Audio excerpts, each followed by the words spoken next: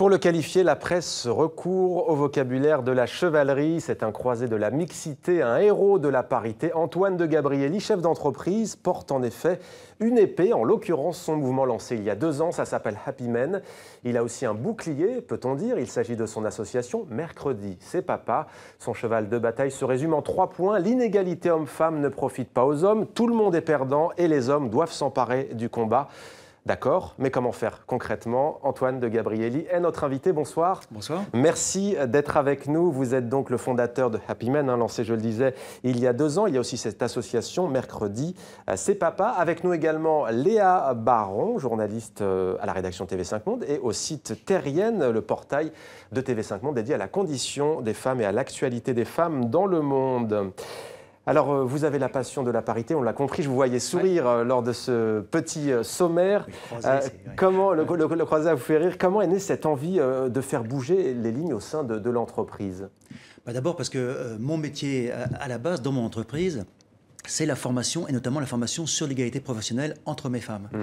Et en fait, quand j'allais dans des conventions sur le sujet, conventions à 95-98% composées de femmes, je me disais qu'il y avait quand même un problème à ce qu'on parle d'égalité finalement sans les hommes. Je trouve ça un peu paradoxal. Et deuxièmement, j'avais aussi, en tant que professionnel, une vision de l'évolution dans les entreprises qui à un moment plafonne parce que les hommes ne sont pas impliqués. Et donc, j'ai à un moment pris conscience qu'il fallait absolument résoudre ce problème, je ne suis pas le seul à penser, résoudre ce problème et trouver concrètement comment impliquer les hommes dans les politiques d'égalité professionnelle entre hommes et femmes. Alors justement, quelles sont vos actions, Antoine de Gabrielli? Alors, la plus grande action, vous l'avez cité, c'est la création d'un réseau d'hommes, le réseau Happy Men, d'un réseau d'hommes engagés, impliqués dans les questions d'égalité professionnelle. Et c'est un réseau dont, je dirais, la philosophie, c'est de comprendre, vous l'avez très bien expliqué, c'est de comprendre que l'inégalité, elle est pas perdante pour les femmes et gagnante pour les hommes, mais elle est perdante pour tout le monde. Elle est perdante pour les femmes, bien sûr, mais elle est aussi perdante pour les hommes, parce qu'elle ne permet pas, ce système inégalitaire, il ne permet pas, de même qu'il ne permet pas aux femmes d'avoir un bon accès à leur expansion professionnelle, il ne permet pas non plus aux hommes d'avoir l'accès qu'ils souhaiteraient et dont ils ont besoin à leur vie privée, tout simplement. Juste en un mot, quelle est d'ailleurs la plus grande inégalité selon vous dans l'entreprise en France, par exemple? Elle est au niveau des salaires? Alors, il y a une inégalité, pas tellement dans l'entreprise, il y a une inégalité liée effectivement au salaire, mais je crois que moi, en tout cas, le problème principal auquel je m'attaque, c'est l'inégalité dans l'accès au poste à responsabilité. Très bien. Là, il y a une vraie égalité qui est très concrète. Alors, en quoi cela passe, selon vous, justement, par l'entreprise? En quoi le site même de l'entreprise est stratégique? Parce qu'au fond, cette sensibilisation sur cette question de l'égalité homme-femme, est-ce qu'elle passe pas avant tout par l'école? C'est là où on est le plus jeune, où on est plus à même d'intégrer, justement, peut-être ce discours? Alors, peut-être, mais si vous voulez, vous avez en fait l'entreprise, c'est un monde qui culturellement est assez homogène et on a le sentiment assez logique finalement que la manière dont les choses fonctionnent est entre guillemets normale. C'est classique. Voilà, si les choses sont comme ça, c'est qu'il y a de bonnes raisons à cela. Et on a du mal à passer derrière un petit peu, à prendre du recul par rapport à ça, à se dire mais en fait, pas sûr. En fait, ce qui nous paraît évident, c'est pas si évident que ça. Ce qui nous paraît pas normal, ça pourrait au contraire être changé et transformé. Léa Baron a quelques données pour nous, quelques chiffres qui illustrent certaines de ces inégalités entre les sexes au travail. Et on peut le dire, Léa, ils sont assez édifiants. Exactement. Alors voici quelques exemples, notamment en termes de taux d'activité dans les couples de parents.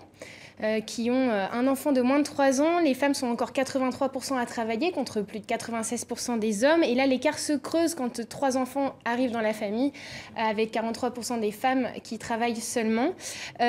Autre chiffre également, avec quelques exemples dans les tâches ménagères, le partage des tâches ménagères dans la maison.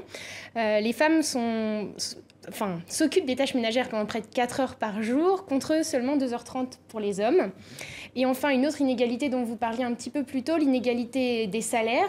Elle est de plus de 19% entre hommes et femmes en France encore aujourd'hui.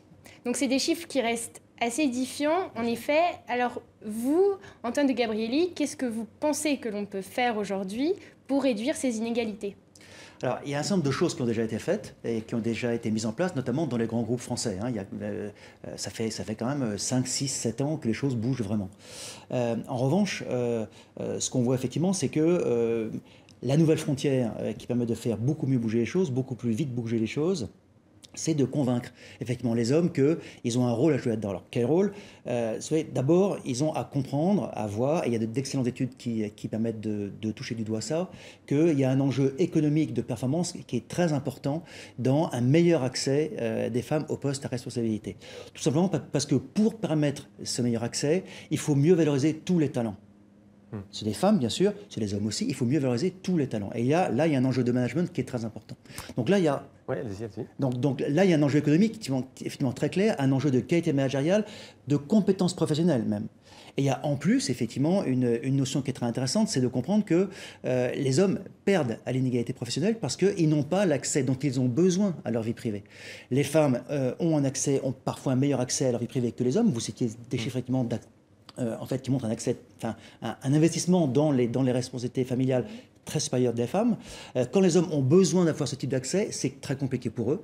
Ils ont les mêmes difficultés que les femmes. Or, beaucoup d'hommes ont besoin. Vous savez, quand vous êtes père divorcé, que vous avez la garde de vos enfants, quand vous êtes père divorcé en garde alternée, quand vous avez une femme qui est très impliquée dans une vie professionnelle qui est supérieure ou différente de la vôtre et que vous devez vous-même assumer en priorité les responsabilités familiales, quand vous avez un enfant handicapé, quand vous avez des vieux parents, quand vous avez un engagement associatif, politique, culturel, social, vous avez besoin de bénéficier d'une organisation du travail et de pratiques et d'une culture managériale qui fasse que vous puissiez faire les deux, homme ou femme, c'est-à-dire être investi dans votre vie professionnelle et aussi être investi pour répondre à vos besoins de vie privée essentiels. Alors, quelles sont les réactions au sein des entreprises, en particulier des DRH, des directeurs des ressources humaines, des acteurs, des décideurs, puisque vous participez à des rencontres, des colloques. Comment on réagit en général à Happy Men? Je crois qu'on réagit bien dans la mesure où on prend conscience, ou d'abord on prend conscience que ça n'est pas seulement un problème de femmes. Si on garde l'idée que l'égalité professionnelle entre hommes et femmes, c'est un problème de femmes, qu'il faut aider les femmes, qu'il faut les accompagner, etc., et oui, on peut le faire en partie, mais si on ne fait que ça, ce qu'on dit en creux, c'est qu'en fait, le problème, c'est les femmes. Les femmes sont le problème. On les corrige, on les aide, on les accompagne, mais elles sont le problème.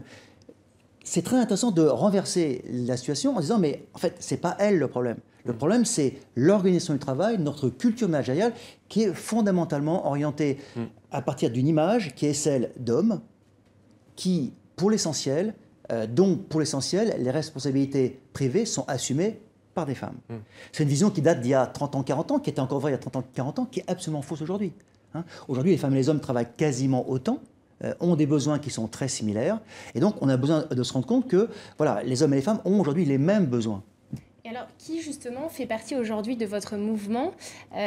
Donc, quels hommes participent à votre mouvement? Et est-ce que finalement, même s'ils font partie de l'entreprise, est-ce qu'il ne faut pas miser davantage sur les directeurs, les dirigeants, les directeurs des ressources humaines qui, eux, peuvent faire davantage changer les choses que les simples salariés?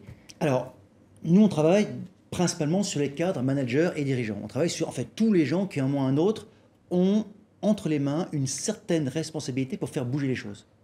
C'est vrai qu'il y a des gens qui ne peuvent pas faire bouger le système. Il y en a d'autres qui peuvent faire bouger le système. Et c'est eux qu'on vise. C'est eux qu'on vise. C'est eux, effectivement, qu'on cherche à convaincre qu'il y a un enjeu important d'efficacité de l'entreprise, de qualité managériale et d'épanouissement pour tous les collaborateurs liés à la question de l'égalité professionnelle.